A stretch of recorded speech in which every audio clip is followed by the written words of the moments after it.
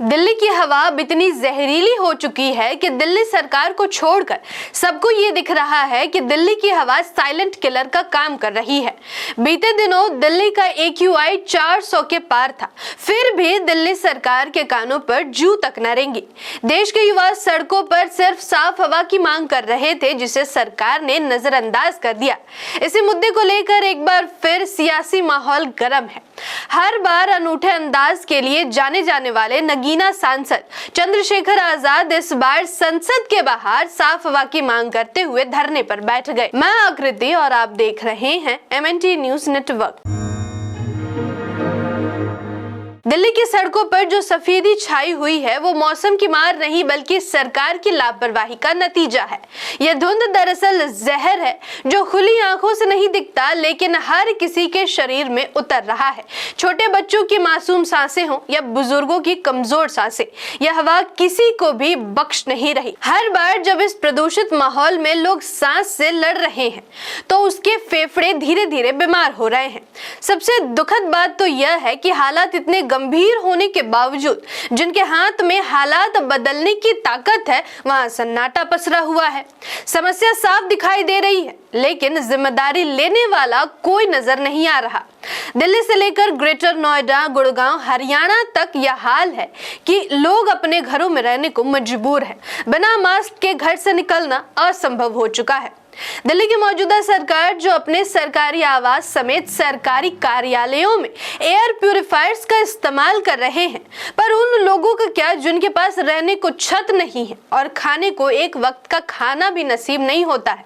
ऐसे लोग air purifiers कहां से वहन कर पाएंगे? जिस देश की सरकार साफ हवा जैसी मूल सुविधाएं न उपलब्ध करवा पा रही हो, उस सरकार से आखिर आम जनता क्या ही उम्मीद करे?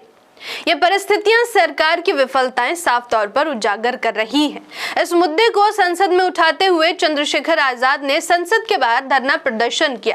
उनके हाथ में एक बोर्ड था जिस पर लिखा हुआ था, जहरीली हवा है, सरकार लापता है। साफ हवा की मांग करते हुए उन्होंने कहा कि छोटे छोटे बच्चे खांसते हुए स्कूल जा रहे हैं। इस देश का जो युवा वर्ग है वो बीमार हो रहा है। अस्पतालों में सांस की तकलीफ से मरीजों की संख्या बढ़ रही है। मौजूदा सरकार पर भी उन्होंने जमकर तंज कसा। आपको बता दें कि दिल्ली के बढ़ती वायु प्रदूषण ने भारत में लियोनेल मेसी के विदाई समारोह को प्रभावित कर दिया। अरुण जेटली स्टेडियम में मौजूद कुछ दर्शकों ने विश्व फुटबॉल स्टार का स्वागत तो किया, लेकिन साथ ही राजनीतिक नेतृत्व के खिलाफ भी अपना गुस्सा व्यक्त किया। सोमवार को जब मुख्यमंत्री रेखा गुप्ता गोट इंडिया टूर के अंतिम चरण में मेसी का स्वागत करने मंच पर आई, तब स्टेडियम के कुछ हिस्सों से AQI के नारे सुनाई दिए। यह प्रदर्शन राष्ट्रीय राजधानी में वायु गुणवत्ता के खतरनाक स्तर के बीच हुआ, जहां सुबह वायु गुणवत्ता सूचकांक यानी AQI 498 तक पहुंच गया था। दिल्ली NCR में वायु प्रदूषण कोई अचानक पैदा हुई समस्या नहीं है, बल्कि यह हर साल दोहराई जाती है। विशेषज्ञ और एजेंसियां पहले से चेतावनी देती हैं कि हालात बिगड़ेंगे। सरकारों को भी इसकी पूरी जानकारी होती है, लेकिन जमीनी स्तर पर ठोस तैयारी और समय पर कार्रवाई नहीं होती। नतीजा ये होता है कि सारी चेतावनियां सिर्फ कागजों तक सीमित रह जाती है और आम जनता, खासतौर पर बच्चे, बुजुर्ग और गरीब हर साल मजबूरी में उसी जहरीली हवा में सांस लेते रह जाते हैं। यह समस्या सिर्फ तकनीकी या प्रशासनिक मुद्दा नहीं है, बल्कि यह नैतिक और सामाजिक जिम्मेदारी का सवाल भी है। सालों से लगातार चेतावनियां दी जा रही हैं, मगर ठोस कदम नहीं उठाए जाने के कारण हर साल यही संकट दोहराया जा रहा है। ऐसे में साफ हवा की मांग केवल स्वास्थ्य का मुद्दा नहीं बल्कि नागरिक अधिकारों की मांग बन जाती है। दिल्ली NCR में वायु प्रदूषण की चुनौती को गंभीरता से लेने की सख्त जरूरत है।